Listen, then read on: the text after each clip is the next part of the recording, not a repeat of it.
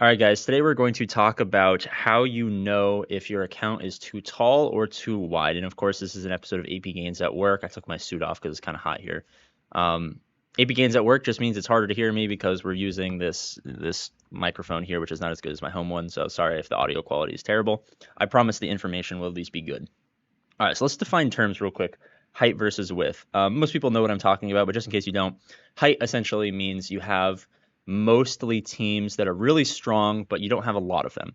Width means your teams are maybe weaker to the middle of the pack, not S tier, but you have more of them so you can spread them out more over a GAC, right? And essentially how this works out is, let's I forgot to do my GAC yesterday, which kind of sucks, but let's go into my round one. Round three should be pretty easy. I'll probably just do that on my lunch break or something like that. But let's hop in here. Let's see what happens. Um, I tend to be wider, right? My account tends to be a little bit wider, um, simply because I just believe that to be the better option. Statistically, at least, it's going to give you much more wins than going high. Um, but like, I don't even place a defense, right? At the end of the day, I don't place a defense, and that's for a different reason that we're not talking about today. But let's just use the map so I can identify a point.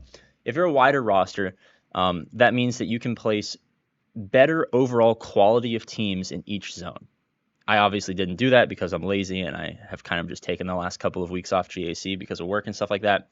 But theoretically, it would allow me to place, not these level 9, not these terrible teams against. I think my opponent's 9 million GP. We're 5.8. This could be like a CLS and a Gas and a strong bounty hunter team and like a Malgus or whatever, right? Depending on what your GP is, obviously the teams that you're going to put down are going to be different. If you're a 2 million GP player, this can look like, a Padme and a Darth Revan, and then maybe like some sort of off-brand Jedi team. So you can save Jedi Knight Revan for offense, split that up between Bastila, Jedi Knight Revan, get two undersized squads out of that. And then maybe it's like some sort of Rebel team that's not CLS, and maybe you play CLS up top or whatever it is, right? It's going to look different for different people. Versus if you were a taller account, I don't even know what this guy placed. Let's see.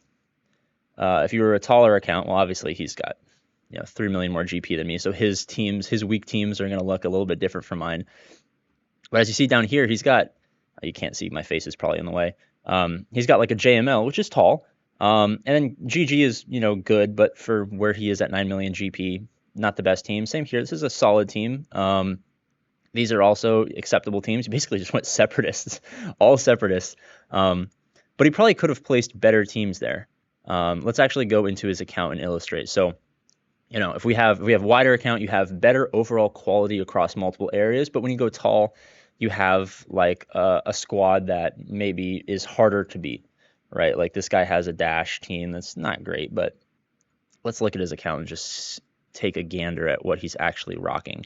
See if he happens to actually be a taller account or just a bigger account. So we're 5.8. This guy is so not quite 9 million GP, so I guess I'm a little bit of a liar. He's 9.85 million GP. And this is actually funny because for the first time, he doesn't actually have 6 Galactic Legends, which is hilarious. So this guy might actually be wider than I gave him credit for. As you see here, I mean, tons and tons and tons of relics, right? And then a lot of level 85 Zetas everywhere. So this guy actually is one of those situations where we're talking about when you should go taller or when you should go wider. This guy absolutely is in the spot where, maybe he could have beat me if he went a little bit taller as opposed to wide. This guy has tons of teams. As you see, he placed for what I have to go on offense, a pretty strong defense, even though it didn't take too many resources away from him. He still had a ton for offense. This guy actually is a perfect example of benefiting from going a little bit taller. If he had all 6 GLs as opposed to maybe some of his fluff, he maybe could have placed 4 GLs on defense. And then at that point, maybe I would have struggled. Maybe I would have killed 3 and then had to 2-shot the 4th. Or maybe I would have, made a mistake and accidentally lost and, put myself in a situation where I couldn't beat the 4th GL. And that allowed him to be in a position where he could win. As opposed to, this looks to be an older account because he's got a bunch of useless characters. But, as opposed to having all of this stuff. Now, some players are obviously more casual than others. This guy has level 85 every single character, which is actually hilarious, and they're all purple. But from a roster building perspective, because most people who watch this channel are newer players, mid-game players, especially if you're free-to-play, I guess. We even have a ton of end-game free-to-play players who watch the channel as well. You know, knowing that accounts like this exist and that this is kind of something that you should stray away from, because all of this GP and all of this gear and all these datas could have been put towards, maybe he got a JML. Does he have JML? I think he has. Maybe he could have got a JMK or a Lord Vader or a Jabba or something like that. He has good backbone teams. He's very wide. I would say he's on the upper echelon. Like obviously there's a spectrum between just having like a fuck ton of terrible teams, but having a lot of them and having, a large amount of middle of the pack teams, right? We talk about the backbone teams, the core 8 teams, the auxiliary teams like that. This guy definitely has great backbone, has all the core, of course, and I think maybe he just went a little bit too much into the auxiliary and should have instead gone for, the Galactic Legends or something like that, especially at 9 million GP fighting 5.8 million GP players. Realistically, obviously he lost on ships, because ships we won't talk about in this video, but it's incredibly important.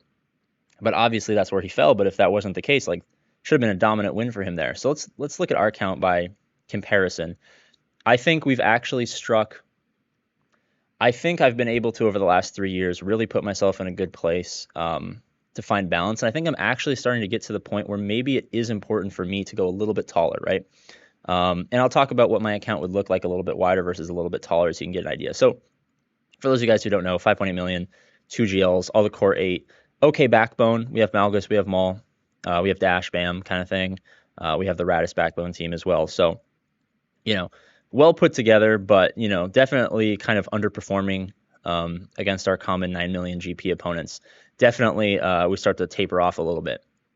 So this is something that I've actually been gripping with, is should I go a little bit wider, right? Should I get Star Killer? Should I start preparing like a Relic Triumvirate team for whatever reason? Or should I start preparing for Dr. Aphra?